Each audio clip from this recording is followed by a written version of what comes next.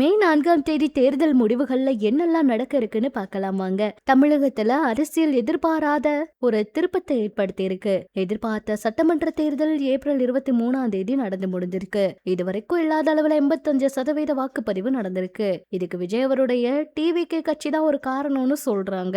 தேர்தல் ஆணையத்தோட SIR தான் முக்கிய காரணமா சொல்லப்படுது. இந்த முறை தமிழக சட்டமன்ற தேர்தல் 4 முனை போட்டியா உருவெடுத்திருக்கு. அந்த வகையில யாரு வெற்றி பெறுவாங்கன்னு பல கேள்விகள். திமுக ஆட்சி அமைக்குமா அப்படிங்கிற கேள்விகள் இருக்கு.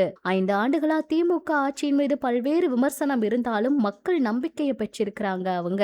எனவே திமுக தனி பெரும்பான்மையோட வெற்றி பெறும்னு நிறைய வாய்ப்பு இருக்கு. ஒருவேளை திமுக தனி பெரும்பான்மை கிடைக்கலனா திமுக கூட்டணி ஆட்சி அமைய வாய்ப்பு இருக்கு. திமுக இந்த முறை 15க்கும் மேற்பட்ட கட்சிகளை தங்களோட கூட்டணியில இணைச்சிருக்காங்க. காங்கிரஸ், தேமுதிக, விடுதலை சிறுத்தை, கம்யூனிஸ்ட் இந்த மாதிரி நிறைய கட்சிகள் இருக்காங்க. எல்லாருமே அதிகமான சீட்டுகளை திமுக கிட்ட வாங்கி இருக்கிறதுனால நிறைய வெற்றி கிடைக்க வாய்ப்பு இருக்கு. 10 வருஷமா தொடர்ந்து ஆட்சியில் இருந்த அதிமுக 2021 தேர்தல்ல தோல்வியை சந்திச்சாலும் இந்த முறை புது முயற்சி பண்ணி இருக்காங்க. திமுக மீதான அதிருப்தியின் காரணமா மக்கள் அதிமுகவுக்கு வாக்களிக்கவும் வாய்ப்பு இருக்கு. புதுசா வந்திருக்க விஜய் வரைக்கும் வாய்ப்பு கொடுக்க வாய்ப்பு இருக்கு. அவருக்கு நிறைய ஆதரவு இருக்கு. நாம் தமிழர் கட்சிக்கு இந்த முறை எவ்வளவு இடம் கிடைக்கும் அப்படிங்கறத பொறுத்து இருந்ததா பார்க்கணும். நிறைய இடங்கள்ல பெண்களையும் சீமானவர் நிறுத்தி இருக்காரு. மக்கள் அதுக்காக குரல் கொடுத்துட்டு இருக்காங்க. நம்பிக்கையும் வச்சிருக்காங்க.